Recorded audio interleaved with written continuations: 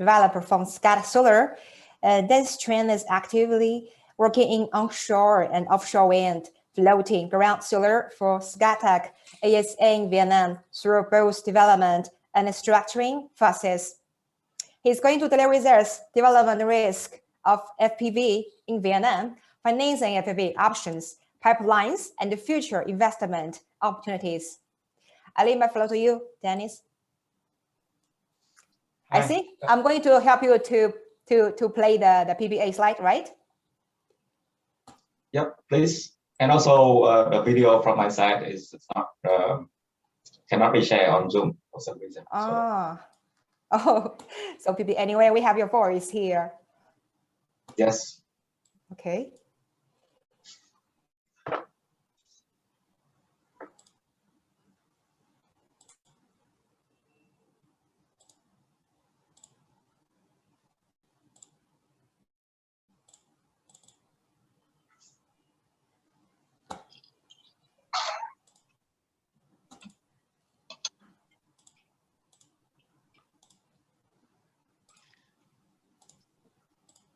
Okay, everyone see my screen now? Mọi người thấy màn hình. Dennis, can you see my screen? I can see, but the resolution is not it's not as good as the last one. Is that okay? Can you see the screen? Yes, I can see it, but the resolution is not so good. But anyway, I hope that is not only happened from my side and for everyone else. So hi, my name is Dennis. As introduced, I'm a project developer for Scatec. Used to be Scatec Solar, but now when we acquire another very big hydro player, now we become Scatec ASA. So please go to the next page for the introduction page.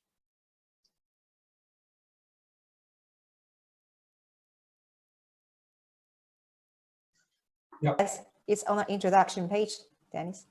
Yep.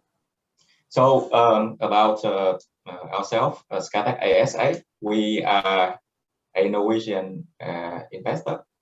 We are listed in the Oslo Stock Exchange starting in around 2014.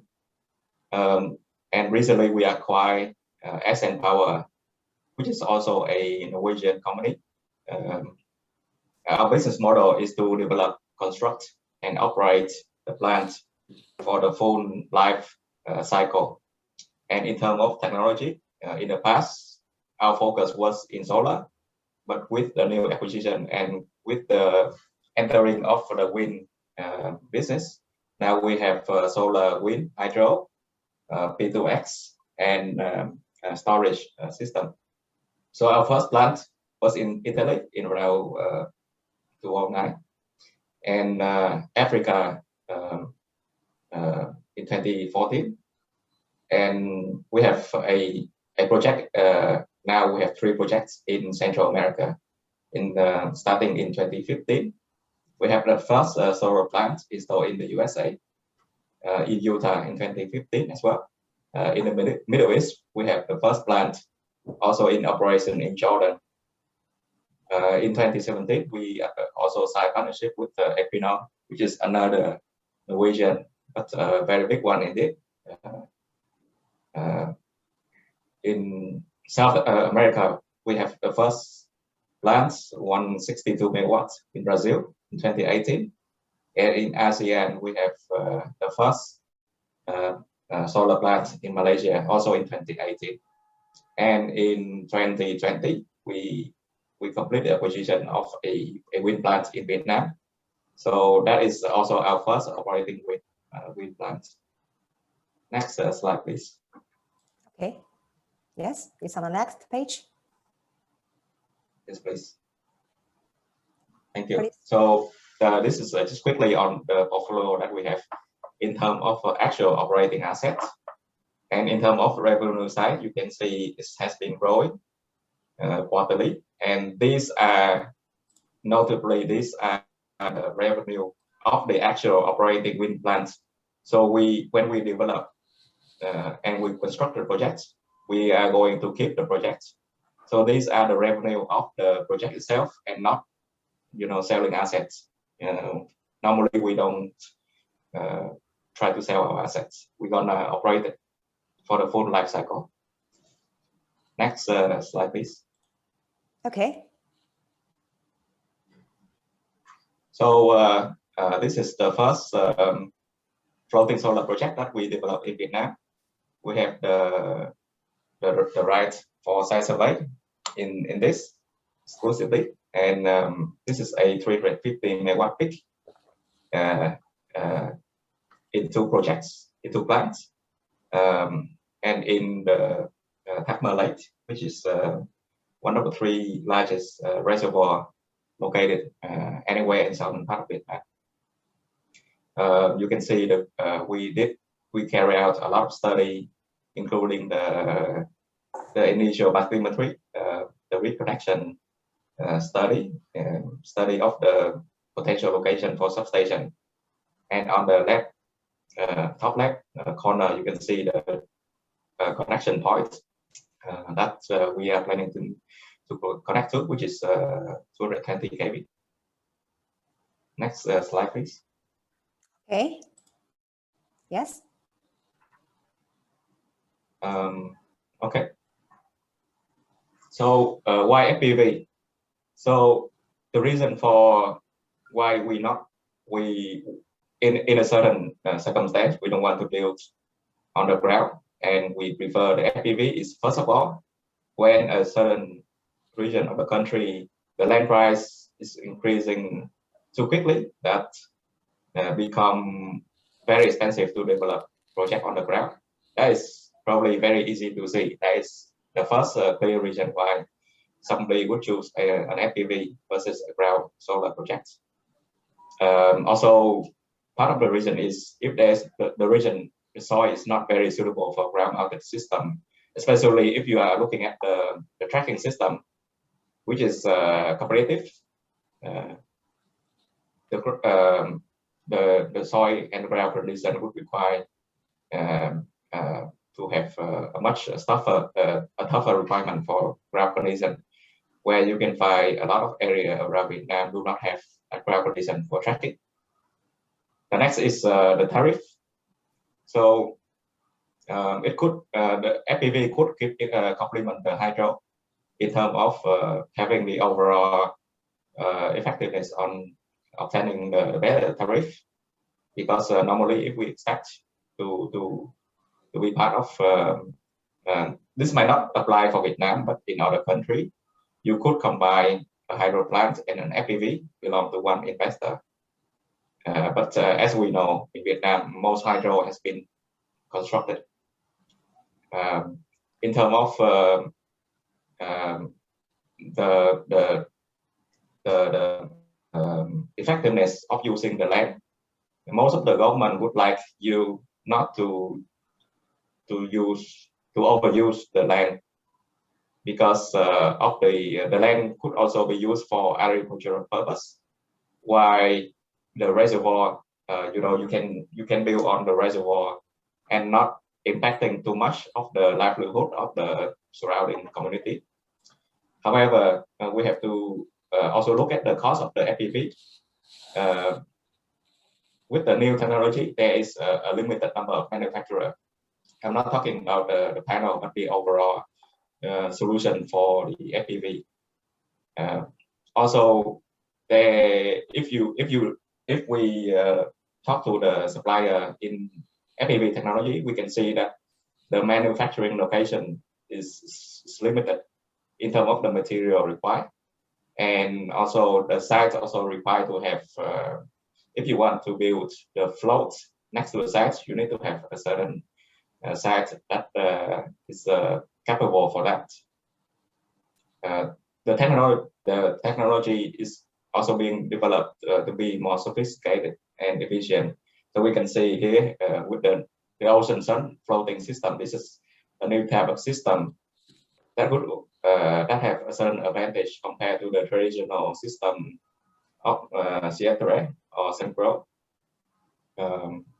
So if you want to look at closely how the the ocean shunt system work, you can also contact this company. They are also Norwegian, similar to us. Next slide, please. Okay. Yes, next.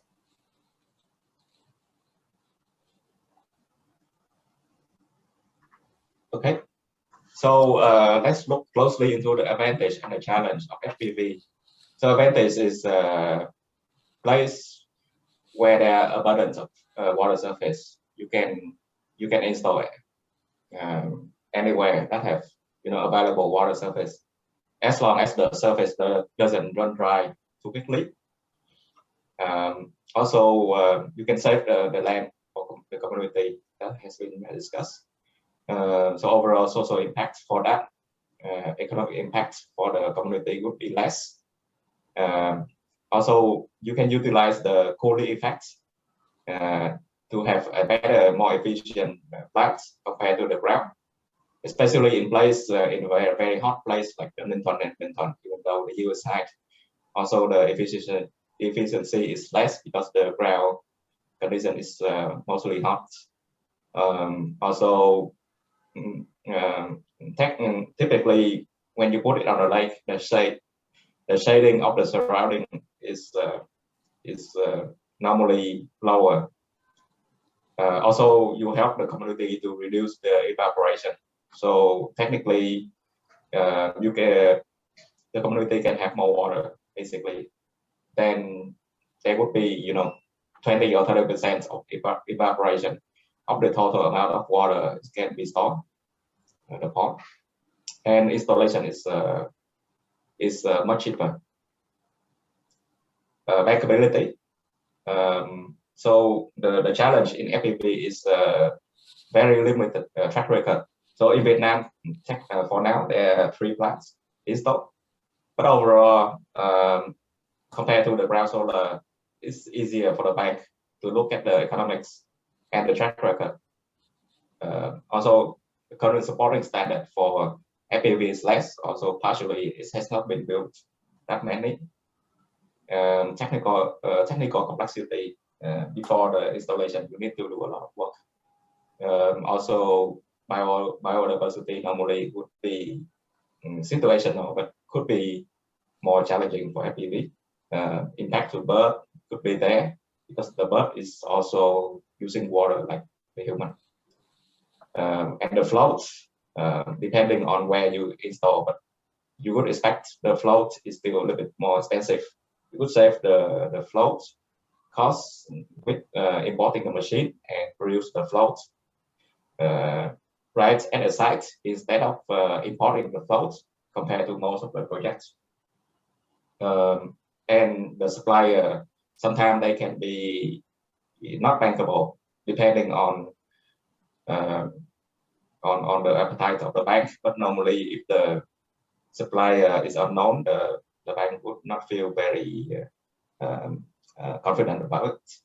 Also, the limitation of fixed tilts, which is 12 degrees, that is the limitation.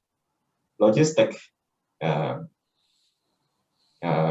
is also part of the reason too. Next slide, please. Okay. Yes, it's on the next.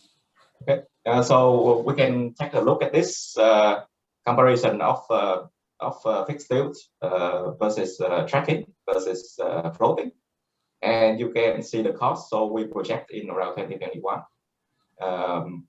Fixed floating is slightly cheaper than tracking, and we expect carry moving forward in 2022 and beyond. Floating would reduce even further compared to tracking, and reaching toward the fixed tilt type of cost. I mean, this is we are talking about case-to-case projects, so I cannot say that in every lake you're gonna have the same kind of number here. So this is just a typical case historically that we look at if we are to compare the costs. Next slide, please. Okay. Yes. Thank you. So in terms of the cooling effect, we are expecting that currently, by the way, the floating and fixed tilts still have a a difference in terms of the tariff expectation. So currently, we're still expecting the tariff to be around 12% or slightly more higher compared to fixed deals, to have a same amount of the same EIR basically. Also, bankability standard are still under developing process. But we would expect in the next 2 to 3 years, floating would reach closer and closer to the tariff competitiveness compared to either fixed deal or tracking, and would approach zero by the end of this year, we think. But who knows what the COVID will be like in terms of the supply chain. So this is just an assumption. Next slide, please. Okay.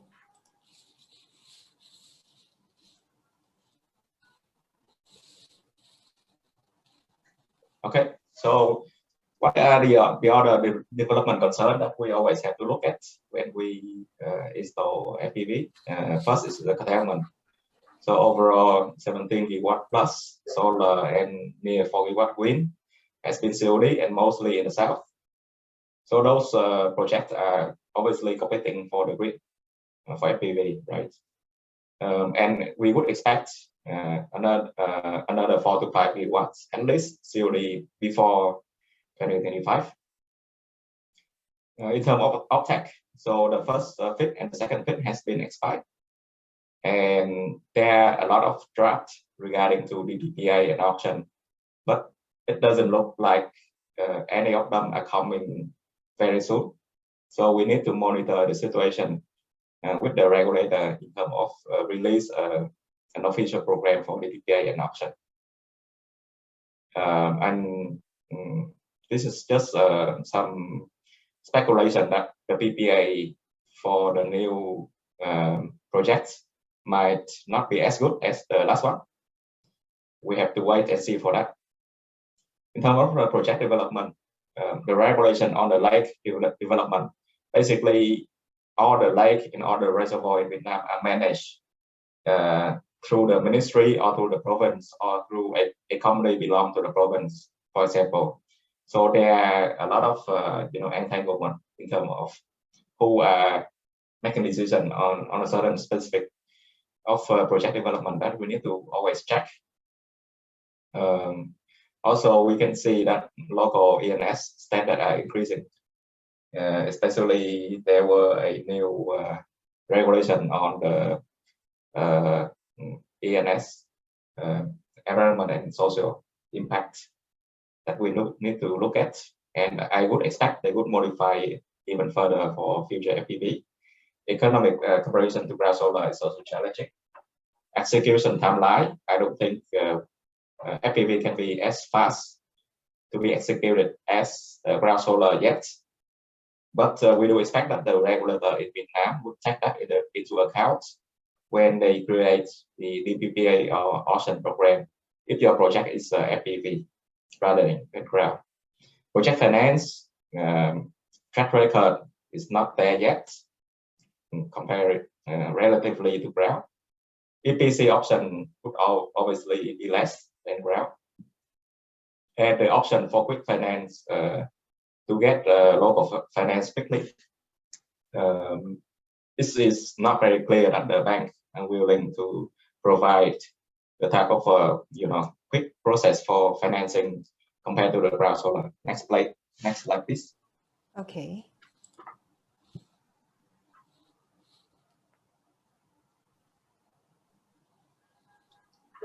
Okay, so just a quick photo of the three solar the three floating PV has been installed in Vietnam. Gia Huét and Tam Bó, each of them is 35 megawatt peak. COD for FIT 2, and Dami, a WB finance project constructed and complete in mid 2019 to receive the first feed-in tariff. Next slide, please. Okay.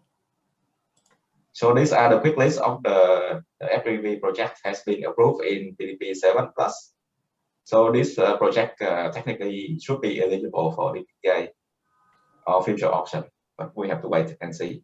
Or some might even could be eligible for the transition PPA with EPA if they already obtained the IPA. This is based on a recent letter just before the Tet holiday sent by MOT. We have to wait and see on that. Next slide, please. Okay. Okay, very quickly, since we are running out of time. So FPV versus ground in Vietnam. This is just specifically for Vietnam. I think the demand center in Vietnam is normally there. You can see some of the big lakes in the south, actually located very close to the demand center, namely the Trị An Lake or the Dầu Tiếng or even Thác Mơ. Also complementary to the hydro, it's a good thing because of the curtailment risk that now a lot of solar investor has to face in Vietnam. The other pros are also similar to the international typical FPV versus ground. The cons is that FPV obviously gonna be more prone to natural disaster, new to the bank, unpredictable OPEX costs depending on the lake, and dependent on the water management authority for the lake in terms of O&M and construction and everything. And overall, we have to wait and see the future. But for now, capex and the other costs are still higher. You can save the land cost, but you have a higher capex. So we have to wait and see how much capex for FPV will be reduced this year. Final slide, please. Next one. Okay.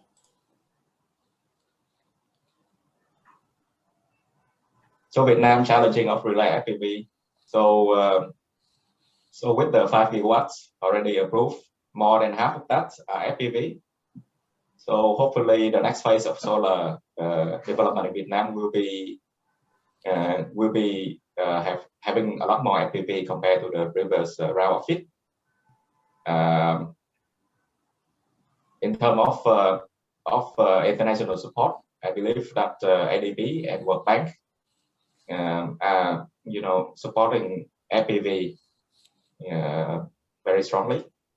At least if you are in right now, you would have more support from them, and it will become very popular. The challenge is also very similar as we discussed. I think the curtailment, the uncertainty of tax regime, the availability of EPC, O&M, insurance, especially insurance. We have no idea how much the insurer would price on the FPV. I think we need to, the insurer need to be more comfortable with having more FPV projects in the future to reduce the insurance risk. Financing solution also need to be be more advanced. For now, I think most companies are relying on either vendors financing or local financing. International financing will take time, but there is IDB and there is WB that hopefully they can provide us support. Thank you for your listening. If any question, feel free to reach out to me or ask question in the group. Thank you, Dennis. Very useful information. Thank you.